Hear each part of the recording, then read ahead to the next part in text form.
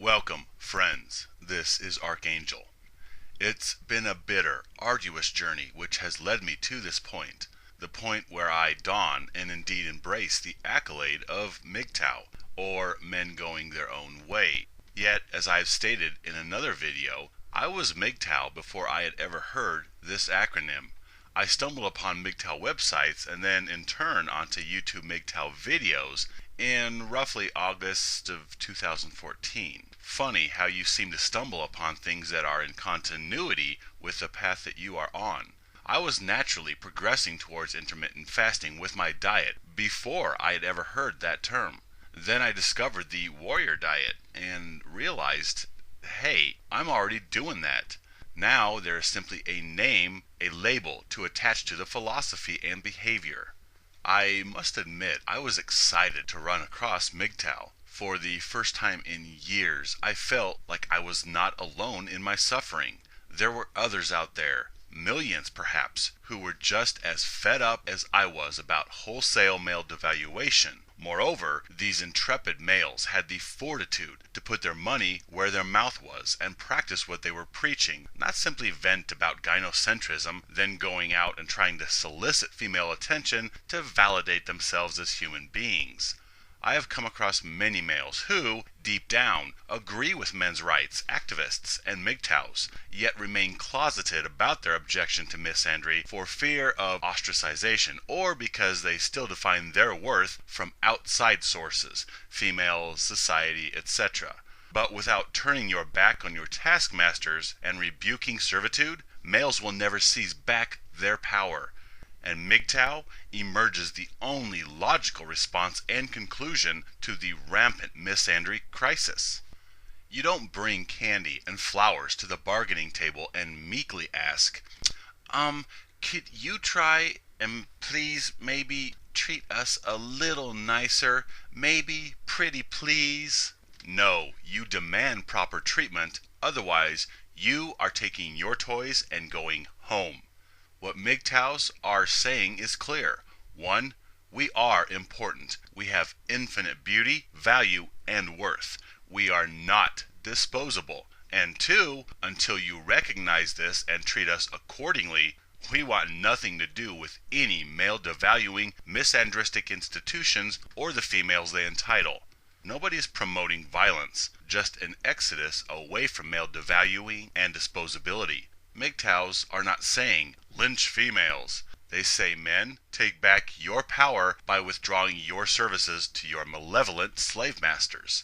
Mgtow is an empowerment revolution, not a hate movement. Liberation from devaluation and disposability is the golden destination. Even still, to the brainwashed masses, this does not make sense, and so accusations of being gay or misogynistic are leveled at anything men, in attempts to mock or shame males back into conformity within a culture of misandristic gynocentrism. And you know what? Sadly, this tactic works on most green, wet-behind-the-ear males who have not taken the red pills yet. But to those males who have seen reality, the red pills have given us our sea legs, and Mgtows transcend pitiful tactics of shaming and mockery. When anyone points out inequity against males, we are immediately labeled misogynists. Pointing out injustice and demanding better treatment of oneself or group is hatred. Really? So pointing out misandry makes males misogynists. Wow, I guess that means the great Martin Luther King Jr. was racist and hated whites because he was demanding better treatment of African Americans. Yeah, how's that for bass-ackwards logic? Men's rights activists, they do not hate women.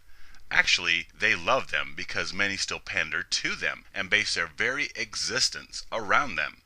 Mgtows do not hate women either. In fact, Mgtow is the only group of males that truly cares about females by admonishing that they enjoy full equality, which means revocation of privilege and entitlement, and letting them exist all on their own as males must do. Many males in either sphere may express their disapproval of mistreatment by females with anger or colorful language, but this is to convey experience for the purpose of educating others and bolstering their cause, not admonishing one go out with an AK-47 and mow down one's victimizers. Mgtow merely says, guys, Take back your power and worth as a human being by backing away, abandoning your slave masters. How much more peaceful can a movement be in practicing nonviolence? Don't retaliate. Simply leave. You don't have to continue sticking your finger in the light socket.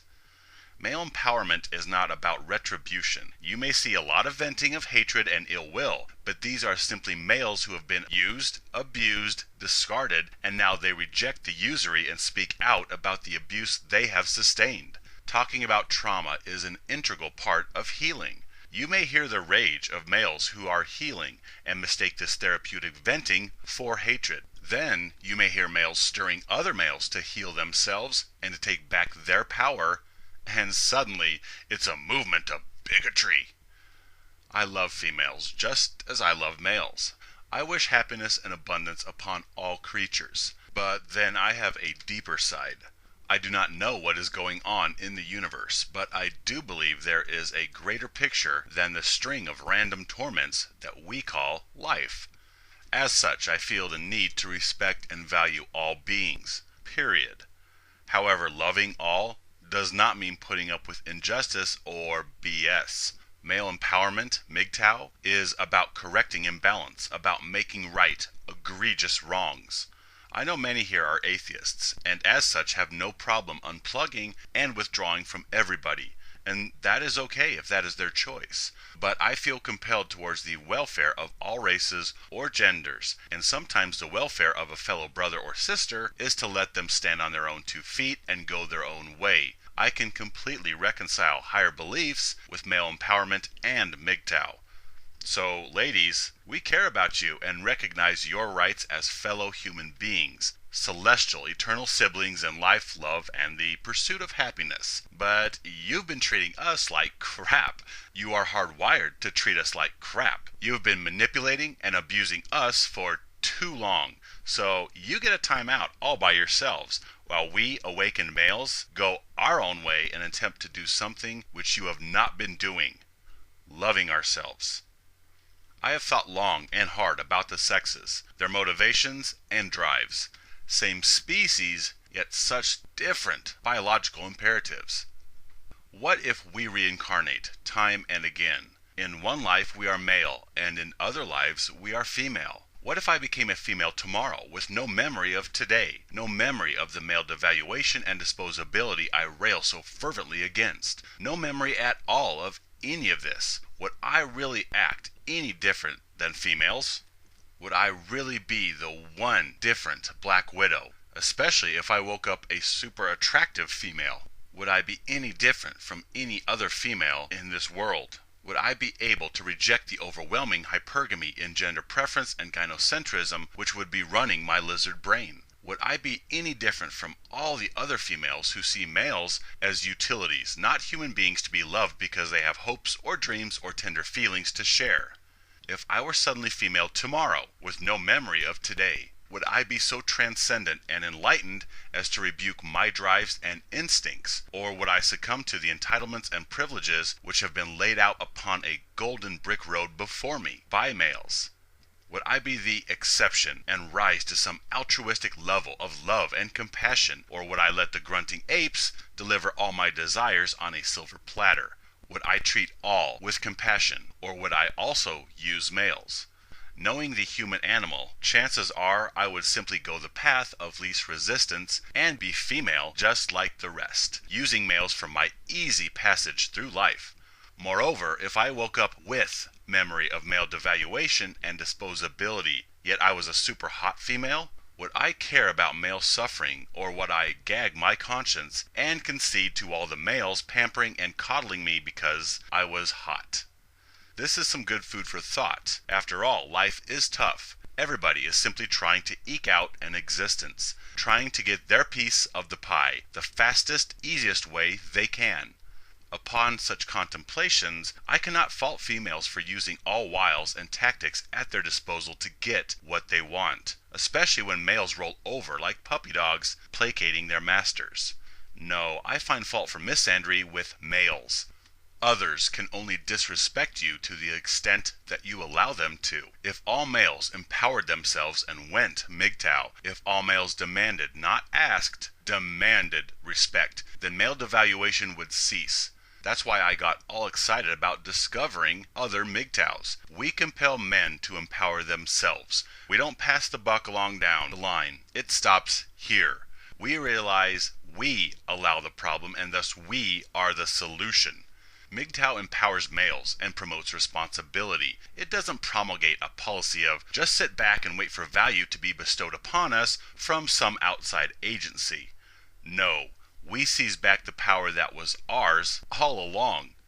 To some, Mgtow seems a fad, a trendy movement, a fashionable bandwagon of the week. But I realize it is not.